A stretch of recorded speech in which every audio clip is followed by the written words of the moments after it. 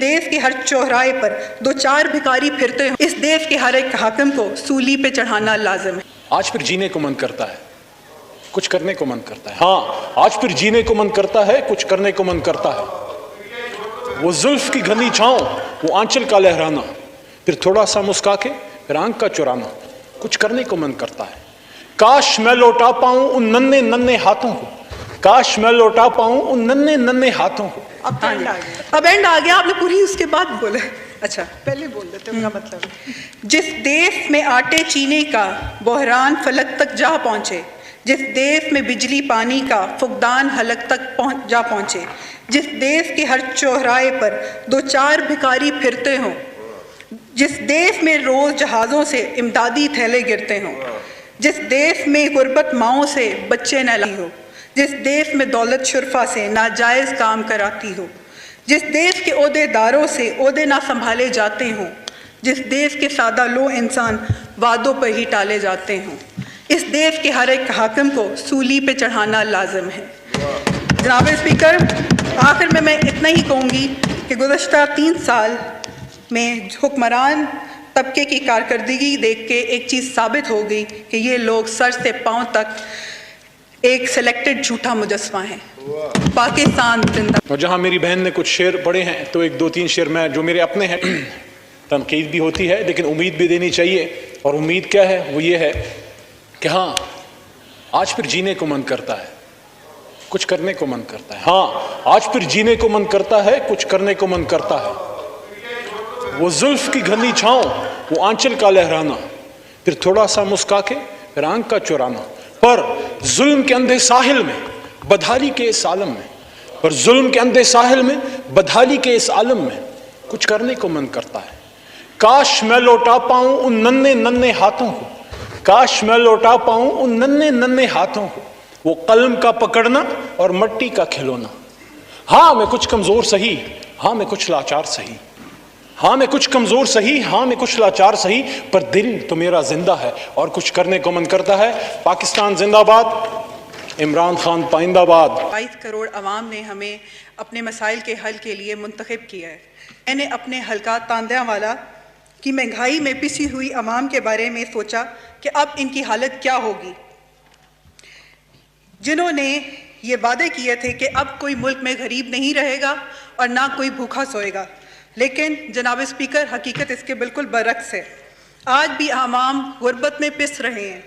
آج بھی میری والدہ کی عمر کی خواتین لائنوں میں لگ کر چینی اور آٹا لے رہی ہیں، جو جتنا جھوٹا ہوتا ہے اتنا ہی شور مچاتا ہے، جس کا عملی مظاہرہ آپ نے پچھلے 3 دن میں سلیکٹڈ حکمران جماعت کی طرف سے دیکھا۔ چینی آٹا، وہی گھسی پٹی باتیں کیوں دہرائی جا رہی ہیں؟ جناب اسپیکر، لوگ 2 وقت کی روٹی کے لیے تپتی دھوپ میں سارا دن کام کرتے ہیں، لیکن پھر بھی ان کی 2 وقت کی روٹی پوری نہیں ہوتی۔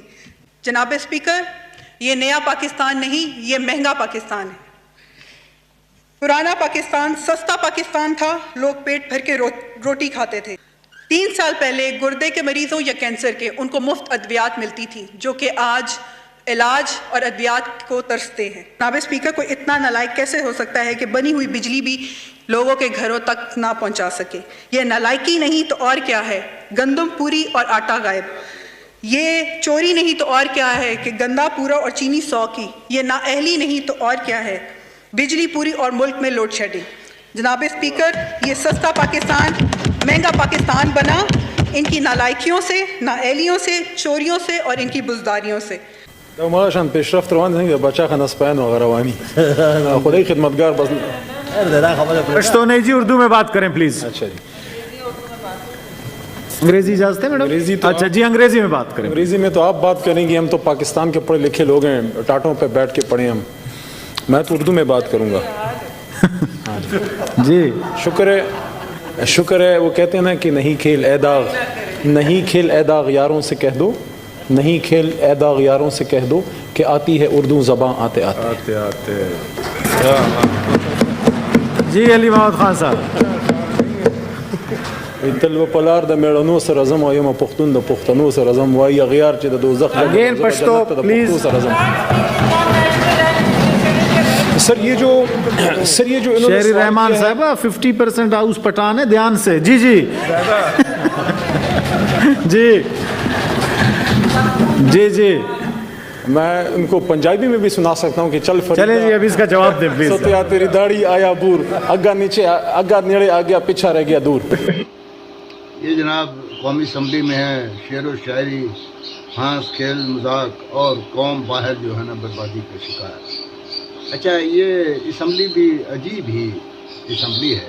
وہاں تک پہنچتے تو وہی ہے جو پرویج کلاس ہوتی ہے. جیسے وہ خاتون تقریر کر رہی تھی اور انہوں نے کہا کہ میری والدہ کی عمر کی عورتیں لائنوں میں لگ کے آٹا مارتی ہیں. اچھا, یہ جو وہاں پہ الیکشن لڑ کے پہنچی, یا تو کسی اسپیشل سیٹ پہ, ریزرو سیٹ پہ ہوں گی, تو بہت اچھے تعلقات ہوں گے اس پارٹی کے ساتھ جس کی یہ نمائندہ ہیں, یا پھر یہ ہے کہ اگر یہ جنرل سیٹ پہ لڑ کے آئی ہیں تو اس کے لیے کروڑوں روپے کا بجٹ درکار ہوگا, کیونکہ الیکشن لڑنا تو اتنا آسان نہیں ہے. سسٹم کو اس طرح مہنگا کر دیا گیا ہے کہ عام آدمی تو یہ سوچ ہی نہیں سکتا. عام آدمی کے تو یہ بس میں نہیں ہے کہ یہ اگر کوئی شادی غمی کے موقع پہ ایک شہر سے دوسرے شہر بھی جانا ہو تو بسوں کے کرائے بھی اتنے زیادہ ہو گئے ہیں کہ وہ افورڈ نہیں کرتے, کیونکہ جتنی ان کی آمدن ہے اس سے زیادہ تو ان کے اخراجات ہیں. بلکہ ٹوٹل ان کی آمدن جو مہینے کی ہوتی ہے وہ بہت ساری ایسی میجورٹی ہے پاکستان میں کہ وہ بجلی کا بل بمشکل پورا کر سکتی ہے جو شہروں میں رہتے ہیں.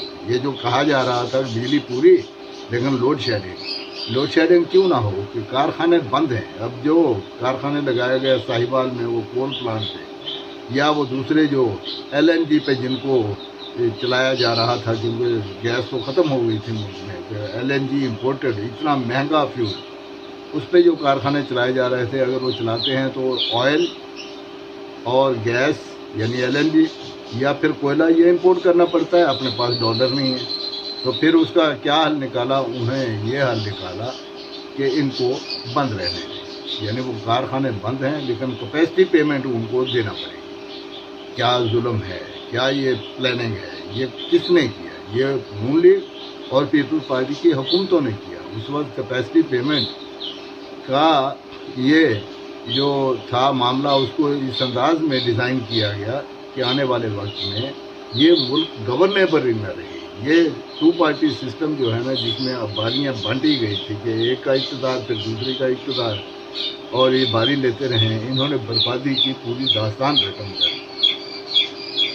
اب آگے کھڈ اور پیچھے کھائی کے مسائل کہیں کے نہیں رہے. اب اگر کل کلام جو عوام میں میجورٹی پاپولیرٹی کا حامل ہے, قیدی نمبر 804, الیکشن ہو بھی جاتا ہے, پہلے تو یہ کوئی امکان دور دور تک نظر نہیں آتا کہ وہ جلسے کا اہتمام کیا جا رہا ہے 8 جون کو. اس کے لیے جو 39 شرائط رکھی گئی ہیں وہ ایسے ہی ہے کہ جلسہ تو آپ کو کرنا ہوگا لیکن بولنے کی اجازت نہیں ہے. جلسے میں شریک ہونے کی تو آپ کو اجازت ہے لیکن سننے کی آپ کو اجازت نہیں ہوگی. اس لیے کہ اگر آپ سنیں گے تو ریئیکٹ کریں گے, وہ بولیں گے تو پبلک سنے گی, پبلک سنے گی تو ریئیکٹ کرے گی تو نعرے بازی ہوگی تو ریاست کے خلاف جو آواز بلند ہوگی اور ریاست کے خلاف بولنا منع ہے. یہ شرط ہے اس کی شرط اولین میں سے.